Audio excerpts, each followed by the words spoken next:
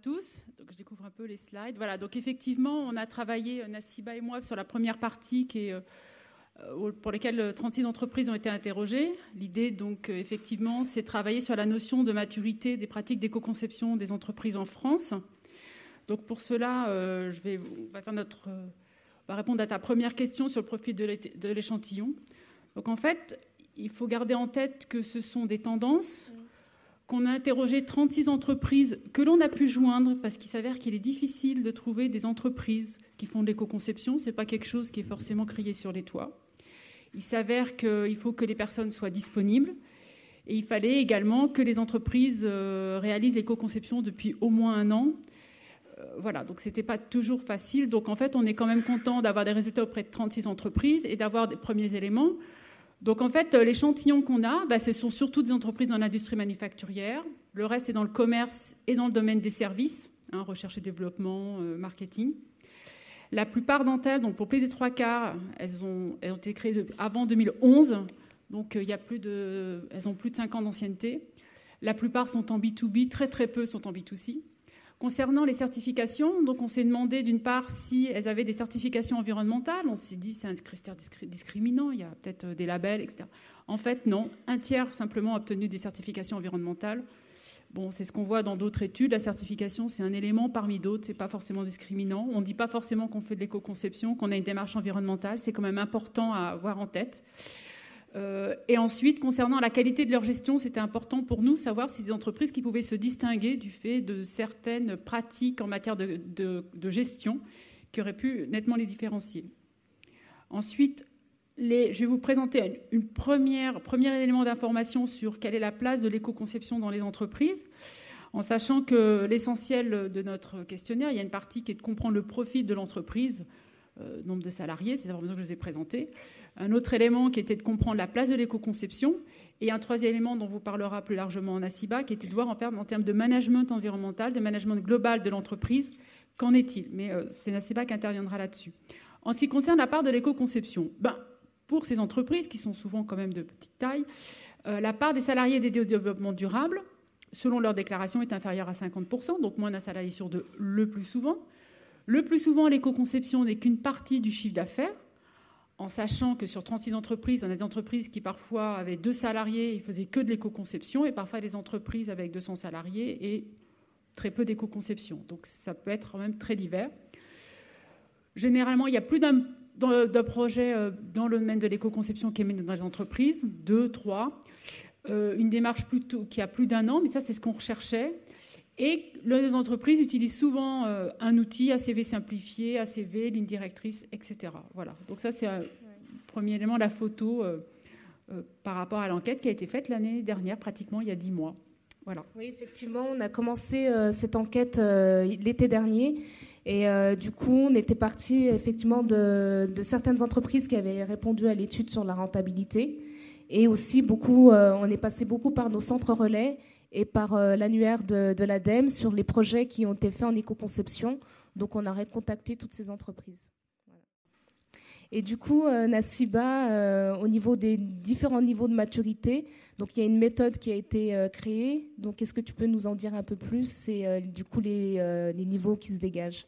Oui, bonjour à tous. Donc, la méthodologie, à partir effectivement des données recueillies, c'était de définir ce qu'était tout d'abord la maturité des pratiques d'éco-conception par rapport à des études qui existent déjà, notamment les critères de Pigosso. Alors, en France, l'approche a été un petit peu différente pour nous, à savoir que nous avons privilégié l'étalonnage, donc de la maîtrise ou de l'expertise des pratiques d'éco-conception.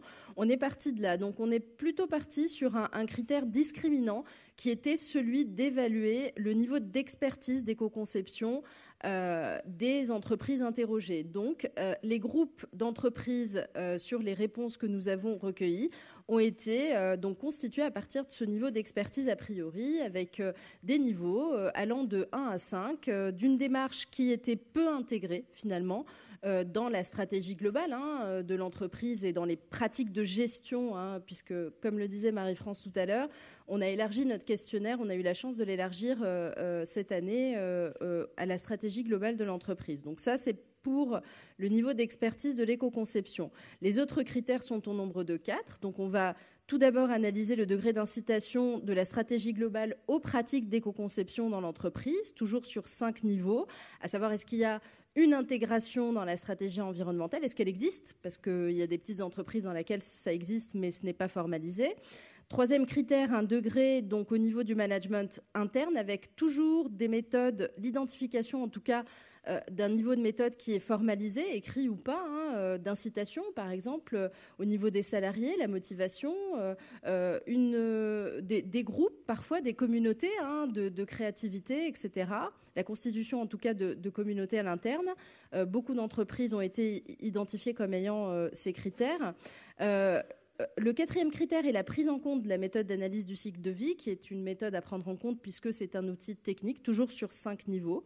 Et puis un critère technique qui permet de déterminer si les produits éco-conçus ont les caractéristiques d'innovation environnementale, d'après la définition de la Commission européenne, à savoir un impact perçu, non pas avéré, perçu toujours sur l'empreinte, sur les ressources utilisées. Ça rejoint un petit peu l'analyse de cycle de vie.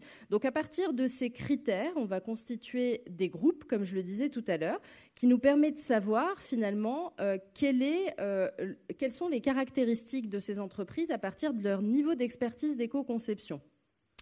Alors, voilà ce qu'on a obtenu. Tout d'abord, un niveau d'expertise, c'est les premiers résultats du baromètre qui sont bien sûr à prendre avec précaution et puis à enrichir dans les mois à venir. Donc, 5 niveaux d'expertise d'éco-conception qui se trouvent sur l'axe des abscisses à la gauche du schéma.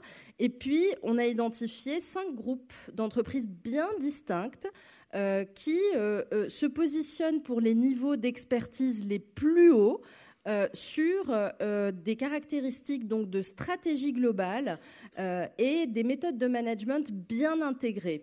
Donc ça veut dire quoi? Ça veut dire qu'il y a a priori un niveau d'expertise de l'éco-conception. Alors ce niveau d'expertise, il est bien technique, pour la plupart des entreprises qui ont une stratégie non pas formalisée mais intégrée. Donc elles intègrent dans leur stratégie ce niveau d'expertise, elles le mettent à profit.